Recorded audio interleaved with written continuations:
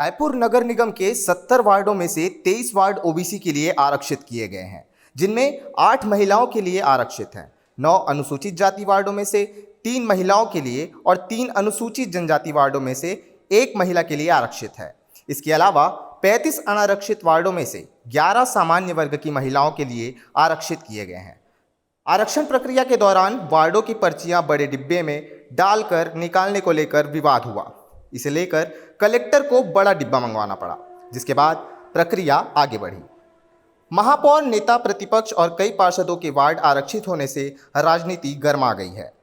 महिला सशक्तिकरण की दिशा में यह आरक्षण प्रक्रिया एक बड़ा कदम माना जा रहा है, लेकिन कुछ जनप्रतिनिधियों के वार्ड आरक्षित होने से विवादों की स्थिति बनी हुई है। देखना होगा कि आगामी चुनाव में यह आरक्षण किस तरह के राजनीतिक समीकरण बदलते हैं।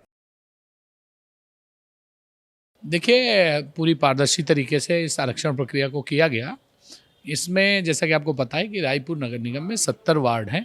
70 में से 9 वार्ड अनुसूचित जाति, 3 वार्ड अनुसूचित जनजाति और 23 अन्य पिछड़ा वर्ग के लिए आरक्षित होने थे, जिनमें से अनुसूचित जाति में से 3 महिला, अनुसूचित जनजाति में से 1 महिला और जो 23 थे उनमें से 8 महिला, और जो अनारक्षित 35 बचे उनमें से 11 महिला। इस प्रकार से जो पूरा वो था उसको पालन किया गया और बहुत शांतिपूर्ण ढंग से पूरे आरक्षण की प्रक्रिया पूर्ण की गई है। मेरे वार्ड की बड़ी सबको चिंता है यार, मेरा वार्ड जेंट्स हो पुरुष हो, सबसे बड़ी बात यह है कि अच्छी बात है कि किसी महिला को वहां पर महिलाओं को मौका नहीं मिलता है, महिलाओं को मौका मिलेगा आगे आने का। और सबसे बड़ी बात यह है कि जो भी हुआ पारदर्शिता के साथ हुआ। मैंने सबसे पहले अपनी आपत्ति दर्ज कराई है। आज यहाँ पर भी आप लोग देखोगे, मैंने सबसे पहले अपनी आपत्ति दर्ज कराई। आपने एससी और एसटी जनसंख्या के आधार पर आप वहां पर निर्धारण करते हो कि ये सीट एससी और एसटी के लिए आरक्षित है। आप ओबीसी के लिए ऐसा क्यों नहीं किया? ओबीसी में 50% देने की बात हुई थी, आप टोटल 50% देने की बात कर रहे हो।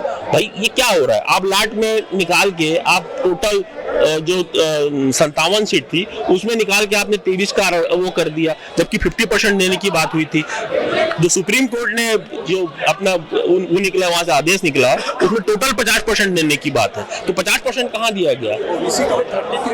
नहीं, टोटल 50% की बात है। अब 50% की बात है तो 50% में 35 सीट होना चाहिए। आरक्षण प्रक्रिया से हम संतुष्ट है, बहुत पारदर्शिता के साथ हुई है, उसमें कोई इफ न बट, एकदम सही हुआ है। नहीं, मैं आज भी उन्होंने कुछ नियम कानून बताया, अब वो नियम कानून का पालन करेंगे। उन्होंने बताया मुझे क्या 1951 में लाट के अनुसार वो निकलता है, लाट में उनको निकालने का उन्होंने कुछ वो किया है। अब मैं जाके नियम पढ़ूंगा वो क्या नियम बोले हैं, तो मैं नियम का वो करूंगा, अध्ययन करूंगा, उसके बाद देखते हैं उसमें क्या होगा। मैं कहाँ चुनाव लड़ूंगा, बस मेरा हो गया, अब दिन हो गया, महापौर बन गया। अभी ये कोई वो नहीं है, मेरा जो भी है संगठन तय करेगा।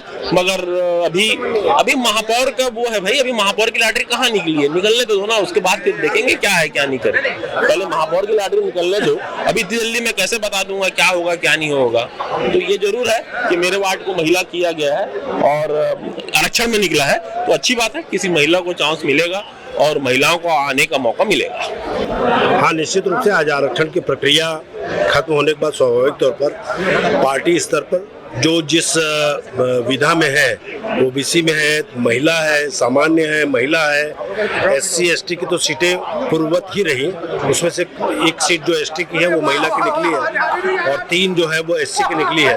उसमें भी महिलाओं के लिए जो आरक्षित है उसमें भी कैंडिडेट हमारे पास चयन के लिए अब नेक्स्ट स्टेप यही रहेगा। ये पार्टी तय करेगी, ये मेरी ओर से कोई निर्णय नहीं होगा। पार्टी का जो निर्णय होगा वो मान्य किया जाएगा। जो कभी महापौर का आरक्षण होना है कुछ दिनों के बाद, उसके बाद जब सारे आरक्षण की प्रक्रिया समाप्त होगी उसके बाद ही कुछ कहेंगे, अभी कुछ कहना जल्दबाजी होगी। इच्छा क्यों नहीं रहेगी? जो आदमी राजनीति करता है उसकी राजनीति करने की इच्छा तो होती इच्छा है, और स्वाभाविक तौर पर मैं तो डायरेक्ट इलेक्शन में मैं मेयर रहा हूँ उस शहर में, इसलिए स्वाभाविक तौर पर मैं प्रत्याशी भी हूँ और मैंने शहर में वो काम किए हैं जो भूतों ने भविष्य थी। बहुत सारे ऐसे काम हैं जो हमने किए हैं, डोर टू डोर कलेक्शन से लेकर के विसर्जन कुंड तक, ओपन जिम से लेकर के ऑक्सीजोन तक। तो ये सारी चीजें हैं जिसको 5 साल के कार्यकाल में हमको काम करने का अच्छा अवसर मिला और बहुत अच्छे काम हुए। हाँ, 100% कहीं कोई उसमें महापौर कह रहे थे कि कुछ उनको दिक्कत थी। अब वो उनके व्यक्तिगत बयान हो सकते हैं, ये मेरे भी व्यक्तिगत बयान है। जो आरक्षण की जो प्रक्रिया होनी थी उसमें सुप्रीम कोर्ट की गाइडलाइन है 50% का, तो वो तो गाइडलाइन का पालन किया गया। जिन वार्डों में SC ST लोगों की संख्या जनसंख्या के आधार पर था उसका भी उसी प्रकार से चयन किया गया। तो OBC की जो जनगणना हुई है उसके अनुसार जहां तक रायपुर शहर की बात है तो जितने परसेंट आरक्षण में 23 सीट थी तो वो 23 सीट का पालन हुआ है, उसमें फिर महिला अलग से निकाल ली गई। वो तो पूर्व में भी यही प्रक्रिया थी और यही गाइडलाइन थी, तो इसी गाइडलाइन का देखिए शासन का जो स्पष्ट निर्णय नहीं है। भारतीय जनता पार्टी की सरकार में जिन लोगों ने ये बात कही है वो खुद स्पष्ट नहीं कह पा रहे हैं, वो सुप्रीम कोर्ट के विरुद्ध जाकर के वो बात कर रहे हैं। वो अपनी राजनीतिक लाभ लेने के लिए वो बात की है कि उनके पोस्टर भी देखा मैंने, लेकिन आप सुप्रीम कोर्ट के विरुद्ध कैसे जा सकते हो? आप एक जनप्रतिनिधि भारतीय जनता पार्टी के माननीय मंत्री जी द्वारा ये बात कही गई है, तो उनको शायद फिर से एक बार पढ़ लेना चाहिए कानून को। तो आरक्षण का जो पालन हुआ है वो जिस ढंग से होना चाहिए उसी ढंग से पालन हुआ है। हम लोग तो सारे लोग बैठ करके उसको पहले से ही देखिए, जो आरक्षण की प्रक्रिया होती है हर शहरों में अलग अलग होती है। कहीं OBC की संख्या ज्यादा होगी, जैसे मान लो बस्तर का क्षेत्र है तो बस्तर में पूर्णतः SC ST सीट है, अब उसमें OBC नहीं आ सकते। इसलिए नहीं आ सकते क्योंकि कंप्लीट जो जनगणना है, जनगणना के आधार पर बहुमत जो है वो बस्तर में उनका ही है, तो इसलिए स्वाभाविक तौर पर वहाँ OBC नहीं निकल सकता। जहाँ ये चीज़ें हैं, जिन जिलों में ये चीज़ें हैं जहाँ अभी बहुत सारे आरक्षण होने हैं उसमें आपको निश्चित रूप से OBC के सीट ज़्यादा मिलेंगे आपको, लेकिन शहर में पॉपुलेशन के आधार पर तय होता है। तो पॉपुलेशन जैसा है वो जनगणना के अनुसार हुआ।